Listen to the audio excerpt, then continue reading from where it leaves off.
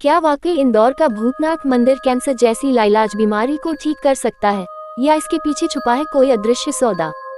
इस रहस्यमयी और डरावनी कहानी में आप जानेंगे रवि की आपबीती, एक युवक जिसे डॉक्टरों ने जवाब दे दिया था, पर भूतनाथ मंदिर से लौटने के बाद उसका जीवन बदल गया। लेकिन क्या सच में वो ठीक हुआ, या उसकी आत्मा ने किसी अज्ञात शक्ति से सौदा कर लिया? क्या आस्था वाकई जीवन देती है, या उसके साथ आता है कोई भयानक श्राप?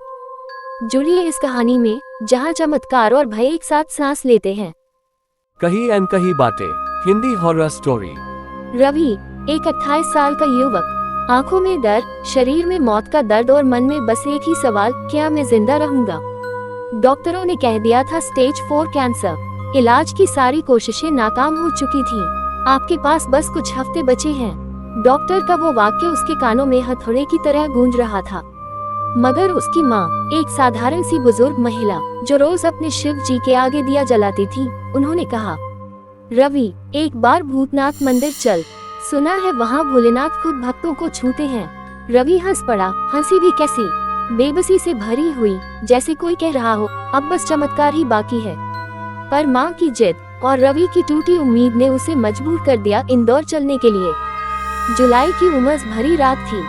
मंदिर में बिजली नहीं थी, बस दियों की धीमी लौ, घंटियों की गूंज और दूर से आती रहस्यमय आवाजें। भूतनाथ मंदिर अपने नाम की तरह ही था, सुनसान, शांत, लेकिन डरावना। रवि मंदिर के अंदर गया और शिवलिंग के सामने बैठा। भोलेनाथ, अगर वाकई तू है तो मुझे छू के दिखा, वरना मैं चला। अचानक ठंडी हवा का एक झोंका आया। दिए एक एक करके बुझने लगे। शिवलिंग से निकलती जलधारा रुक गई और एक साया रवि के पास से गुजरा। कौन है वहाँ, कौन है? रवि चीखा, उसकी सांसें तेज हो गईं, और तभी एक कर्कश हंसी मंदिर में गूंज उठी। तू यहाँ क्यों आया है, मरने वाला? ये आवाज किसी इंसान की नहीं थी, ये किसी आत्मा की थी, किसी ऐसे अस्तित्व की जो इंसानी भाषा बोलता तो था, मगर उसकी ध्वनि कफन फाड़ देती थी। रवि ने अगले दिन मंदिर के पुजारी से सवाल किया, पंडित जी, कल रात मैंने किसी को देखा, किसी की आवाज सुनी, वो क्या था? पंडित जी चुप हो गए, फिर बोले, बेटा, हर किसी को नहीं दिखता, पर जिसे दिखता है वो कभी पहले जैसा नहीं रहता। रवि ने जिद की, आप सच क्यों नहीं बताते? पंडित जी ने धीरे से कहा, भूतनाथ मंदिर सिर्फ शिव का धाम नहीं है, ये उन आत्माओं की शरण स्थली है जिनकी मौत पीड़ा में हुई हो, जिन्हें इंसानों ने त्यागा, जिनका इलाज नहीं हुआ, जो सड़ते रहे और मर गए, उनकी आत्माएं यहाँ हैं। रवि सन्न रह गया। रात के 2 बजे मंदिर में सब सो रहे थे। रवि अकेला शिवलिंग के सामने बैठा था। अब कोई डर नहीं लगता, मरना ही है तो यही मरता हूँ। उसने आंखें बंद की और तभी मंदिर की सीढ़ियों पर खून के धब्बे नजर आए। रवि घबरा गया, ये क्या है? वो भागा, मगर मंदिर के मुख्य द्वार पर कोई खड़ा था, एक औरत, अंजलि। उसकी आंखें सफेद, बाल उलझे हुए। वो बस बोल रही थी, मैं ठीक हो गई, मगर डॉक्टरों ने मुझे मरा घोषित कर दिया। रवि की चीख निकल गई, तू कौन है? मैं एक कैंसर पीड़िता हूँ, जिसे समाज ने त्यागा, डॉक्टरों ने छोड़ा और पति ने जला दिया, लेकिन भोलेनाथ ने मुझे वापस भेजा इसी मंदिर से। और तभी वो औरत हवा में घुल गई। अगली सुबह रवि की माँ उसे मंदिर ले गई। शिवलिंग से जल उठ रहा था, मगर पानी नहीं, गाढ़ा लाल तरल, जैसे रक्त। पंडित जी बोले, ये संकेत है तुम्हारे लिए, शिव तुम्हारी परीक्षा ले रहे हैं। क्या तू सिर्फ शरीर से जीना चाहता है, या आत्मा से? रवि ने शिवलिंग को छुआ और बेहोश हो गया। 3 दिन तक वो बिना होश के मंदिर परिसर में पड़ा रहा। लोग कह रहे थे अब गया, मर गया, मगर चौथे दिन रवि खड़ा हुआ। उसका शरीर पहले से स्वस्थ, चेहरे पर तेज, और सबसे हैरानी की बात, उसकी रिपोर्ट्स कैंसर फ्री। डॉक्टरों ने कहा ये मेडिकल मिरेकल है, पर रवि जानता था ये आस्था का परिणाम था, और शायद उन आत्माओं की कृपा जो उस मंदिर में निवास करती हैं। उस रात जब रवि अपने होटल में सो रहा था, एक सपना आया। वही औरत, वही सफेद आंखें। तेरा शरीर तो बच गया रवि, पर अब तू हमें छोड़ नहीं सकता, अब तू हमारा है। रवि चिल्ला पड़ा, क्या मतलब? मैं तो ठीक हो गया हूँ। हाँ, पर इलाज मुफ्त नहीं था। तभी कमरे का शीशा टूट गया, दीवारों से खून बहने लगा, और रवि की आंखों से आंसू नहीं, काले धुएं की लकीरें निकलने लगी। रवि जिंदा है, स्वस्थ है, पर हर साल श्रावण के महीने में वो इंदौर के भूतनाथ मंदिर में 3 रातें जरूर बिताता है। वहाँ नहीं गया तो तीसरे दिन उसे बुखार आता है, फिर उल्टियाँ, और फिर वही औरत सपने में आती है। तेरा समय अभी पूरा नहीं हुआ, तू अब सिर्फ हमारा है। सवाल ये है, क्या वहाँ इलाज होता है या सौदा? आप तय कीजिए। मैं तो बच गया, पर मेरा साया वही रह गया।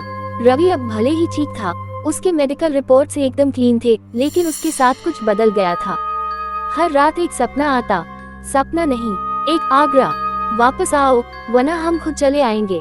रवि ने कई बार मंदिर वापस न जाने की कोशिश की, मगर जैसे ही श्रावण का महीना आता वो बीमार पड़ जाता। बुखार 104 डिग्री, बदन में जलन, और सबसे अजीब बात, उसकी आंखों की पुतलियां धीरे धीरे सफेद होने लगती। रवि की मां ने दोबारा मंदिर जाने का सुझाव दिया, पर इस बार रवि अकेला गया।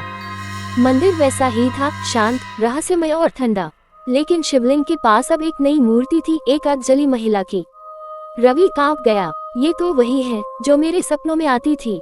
पंडित जी चुपचाप बोले, हर साल कोई ना कोई ठीक होता है, लेकिन किसी की आत्मा छोड़नी पड़ती है। क्या मतलब पंडित जी, क्या आपने मुझे बेच दिया? पंडित जी ने गहराई से रवि की आंखों में देखा और कहा, बेटा, हमने नहीं, तूने खुद मांगा था, तुझे जीना था, शिव ने तुझे बचा लिया, पर कीमत कौन देगा? रवि चीख पड़ा, कौन सी कीमत? तेरी परछाई। रवि के लौटने के बाद उसके साथ अजीब घटनाएं होने लगी। उसकी परछाई कभी उसके साथ नहीं चलती थी, आईने में कोई और चेहरा दिखता था। मोबाइल कैमरे से फोटो खींचो तो पीछे मंदिर की दीवार दिखती थी, जबकि वो घर में होता था। एक रात उसकी दोस्त नीरा, जो कभी उसके कैंसर दिनों में साथ थी, मिलने आई। रवि ने उससे सब बताया। नीरा हंसी, तू पागल हो गया है रवि, मंदिर में भूत नहीं, आस्था होती है। रात को नीरा वहीं रुक गई, पर सुबह तक वो गायब थी। रवि का दरवाजा अंदर से बंद था, खिड़कियां बंद, सीसीटीवी ऑफ, लेकिन नीरा गायब थी। बस एक दीवार पर उंगलियों से लिखा था, अब हम उसे भी ले गए। रवि ने एफआईआर दर्ज कराई, मीडिया में खबर आए, भूतनाथ मंदिर के भक्त की प्रेमिका लापता, मगर 48 घंटे के अंदर सब फाइलें बंद कर दी गयी। पुलिस स्टेशन से फोन आया, इस मामले से दूर रहो रवि, ये मंदिर सबको नहीं छोड़ता। रवि अब डर चुका था। एक रात मंदिर के बाहर खड़ा होकर वो जोर से चिल्लाया, तू भगवान है या राक्षस? तूने मेरी दोस्त को क्यों लिया? शिवलिंग से धुआं उठा और एक गले में रुद्राक्ष पहने हुए धून धून करता साया सामने आया। मैं राक्षस नहीं, मैं वो हूँ जो तुम बुलाते हो जब इंसानों ने तुम्हें छोड़ दिया होता है। नीरा ने तुझ पर विश्वास किया और तू उसे इस श्राप में खींच लाया। अब वो तुझसे ज्यादा मेरा हिस्सा है, एक हिस्सा जो लोगों को योग, पूजा, ध्यान और आस्था का पाठ पढ़ाता है, और दूसरा जो हर रात भूतनाथ मंदिर में चुपचाप खड़ा आत्माओं से बात करता है।